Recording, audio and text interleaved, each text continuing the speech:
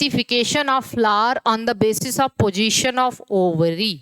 Classification of flower on the basis of position of ovary, मतलब flower का classification ovary की position के basis पे, ओवरी कहाँ पे है। तो देखिए तीन तरीके के फ्लावर हैं, एक हाइपोगाइनस फ्लावर, दूसरा है पेरीगाइनस फ्लावर और तीसरा है ईपीगाइनस फ्लावर।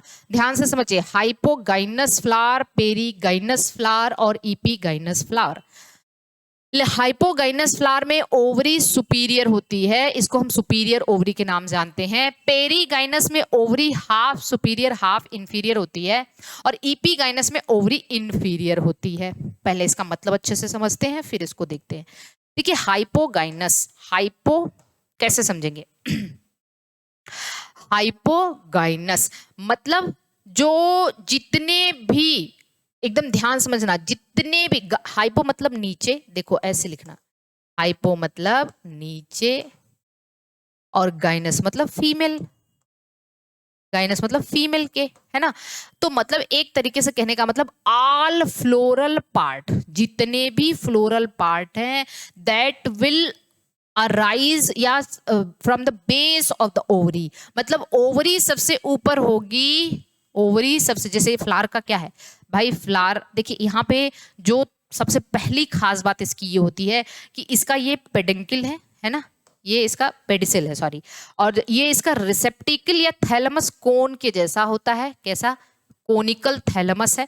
तो ये इसका पेडिसिल है, स्टाक, फ्लावर के स्टाक को पेडिसिल कहते हैं, और थैलमस इसका कोनिकल लाइक होता है। इसके बाद ओवरी सबसे सुपीरियर होती है और सारे फ्लोरल पार्ट लाइक यहाँ पे देखिए कैलिक्स, लाइक करोला और like androecium, calyx, Corolla, androecium सब ओवरी के नीचे ही है, ठीक। मतलब ओवरी, फ्लावर हाइपोगाइनस है, हाइपो मतलब नीचे, गाइनस मतलब ओवरी के नीचे है, ओवरी के नीचे मतलब फीमेल के नीचे है, और सारे के सारे आप कह लीजिए कि जो आप इस तरह से ओवरी कैसी होगी, सुपीरियर होगी। फ्लावर हाइपोगाइनस है तो ओवरी कैसी होगी, सुपीरियर होगी। इसी तरीके से देखिए पेरीगाइनस, इसको समझना, यहाँ पे ये जो पेडिसिल है और जो थैलमस है वो सॉसर शेप्ड है, तस्तरी के जैसा, और तस्तरी का जो रिम है and rim of the saucer give rise to, और उसके बाद देखिए तस्तरी का जो एकदम बेस है यहां से ओवरी अराइज हुई, ओवरी मतलब ओवरी या फीमेल, और सॉसर के रिम से अदर फ्लोरल पार्ट। तो इस तरीके से ओवरी जो है ना हाफ सुपीरियर हो जाएगी, मतलब फ्लावर के आधा नीचे आधा ऊपर, अदर फ्लोरल पार्ट के रेस्पेक्ट में आप देखेंगे तो ये हाफ सुपीरियर है और हाफ इंफीरियर है।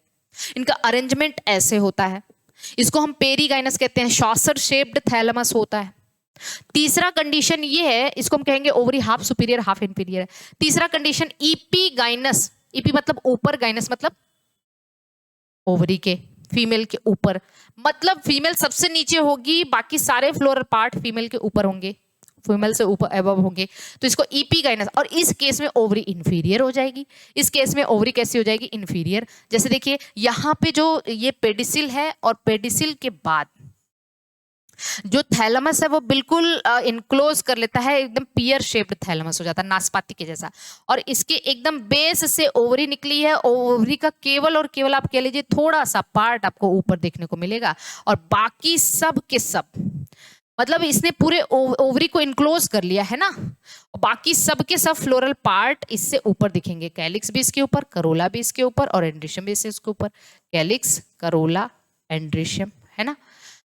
तो इस तरीके, इस केस में ओवरी कैसी होगी, इंफीरियर। तो कभी नहीं भूलने के लिए आप ई और आई वावेल है ना, ईपीगाइनस फ्लावर में इंफीरियर ओवरी, ई और आई वावेल है, ईपीगाइनस इंफीरियर। तो हाइपोगाइनस कैसा हुआ, हाइपोगाइनस के केस में ओवरी सुपीरियर होगी। अब तो लगा नहीं भाई ओवरी सुपीरियर तो सब उसके नीचे होंगे। इसको याद कैसे करना है, तीन चीज तो आपको जरूर याद रखना है, यहाँ कोनिकल थैलमस है, यहाँ सॉसर शेप थैलमस है, यहाँ पियर। और आपको पता है इस तरीके की ओवरी का फर्टिलाइजेशन के बाद जो फ्रूट होते हैं ना वो फॉल्स फ्रूट होते हैं, स्यूडोकार्प जिसको कहते हैं। फॉल्स फ्रूट क्यों होते हैं, फॉल्स फ्रूट का मतलब क्या है आगे देखते हैं। जहां पे एडिबल पार्ट जो है ना वो थैलमस होता है ना, एडिबल पार्ट क्या है, थैलमस। जैसे मान लीजिए कि इसी का फर्टिलाइजेशन, ये ओवरी है, इसके अंदर क्या हो, ओव्यूल है, तो इसका जब फर्टिलाइजेशन हो जाएगा तो ये थैलमस जो है वो फ्लैशी हो जाएगा। जैसे आप एप्पल देख लो, ये ओवरी, इसमें बीज ये हो गया और खाने योग्य भाग ये है, ये ऐसे ही बनेगा ना भाई। देखो ये स्यूडोकार्प हो जाएगा। ठीक, आगे पढ़ाएंगे आपको स्यूडोकार्प के बारे में। तो जो फाल्स फ्रूट है वो किस तरीके की ओवरी से डेवलप होते हैं? तो your answer must be inferior ovary से डेवलप होते हैं या इपिगाइनस फ्लावर से डेवलप होते हैं। थैलमस खाने योग्य होता है वहां पे। ठीक, तो ये जो थैलमस है, थैलमस वही सोलेन है, इसने पूरा जो है आप कह लीजिए कि ओवरी को इनक्लोज किया है। ठीक, तो ओवरी आपका ये पूरा इस तरीके से अंदर आ जाएगा। ओके, सीड इसके अंदर और ये थैलमस। आगे पढ़ाएंगे जब फ्रूट पढ़ाएंगे तो। क्लियर है इतनी बात? अब इनका तीनों का एग्जाम्पल हमें याद रखना हो तो आप क्या कहेंगे? देखिए इसके एग्जाम्पल में हमने एक कोड बनाया है, मास्टर चिंटू लाल ब्रिंग्स सुपरियोरिटी। मतलब जो मास्टर चिंटू हैं, ये चिंटू लाल हैं, वो इतना अच्छा पढ़ाते हैं कि वो बच्चों में सुपीरियोरिटी लाते हैं। मास्टर चिंटू लाल ब्रिंग्स सुपीरियोरिटी, मतलब मास्टर से मस्टर्ड हो गया, चिंटू से चाइना, CHIN आ गया ना, चाइना रोज हो गया जो कि मालवेसी आ गया इसमें। लाल से लिलियेसी हो गया, ब्रिंग से ब्रिंजल मतलब सोलेनेसी हो गया। सुपीरियोरिटी मतलब सुपीरियर का है ये एग्जाम्पल। ठीक, सुपीरियोरिटी मतलब सुपीरियर का। याद रखना जितने भी हाइपोगाइनस फ्लावर है ना, ये सब में एक्टिनोमार्फिक कंडीशन मतलब एक्टिव। मास्टर चिंटू लाल बहुत एक्टिव भी है। अब ऐसे भी याद रख लो आप इसको, एक्टिव मास्टर चिंटू लाल। तो याद रखना आपको दो चीज, आपको एक्टिव पहला वाला और सुपीरियोरिटी दूसरा वाला। मतलब ये इतनी फैमिली एक्टिनोमार्फिक के भी एग्जाम्पल हैं और सुपीरियर ओवरी या हाइपोगाइनस फ्लावर के भी एग्जाम्पल हैं। तो एक्टिव मास्टर चिंटू लाल, ठीक है। एक्टिनोमार्फिक भी है इन फैमिली में, मास्टर मस्टर्ड मतलब ब्रेसिकेसी फैमिली, चिंटू चाइना रोज मतलब मालवेसी फैमिली, लाल मतलब लिलियेसी, ठीक है ना, ब्रिंग्स मतलब ब्रिंजल सोलेनेसी फैमिली का हो गया, सुपीरियोरिटी मतलब ये सुपीरियर ओवरी या हाइपोगाइनस फ्लावर का एग्जांपल है, और एक्टिव का मतलब एक्टिनोमार्फिक। डन, किसी को कोई दिक्कत नहीं होनी चाहिए यहां तक। I hope it is clear to all of you. Come to the next, that is perigynous flower. ठीक है, इसको हमने एक एग्जाम्पल क्या बताया था कि परी, हाँ हमने कहा था कि कोई परी बनने के लिए रोज, पीच और आप कह लीजिए प्लम, 3 कलर के 3 शेड के लिपस्टिक लगाती है। परी जो है वो रोज, पीच, प्लम के मतलब रोज, परी कैसा लिपस्टिक लगाती है?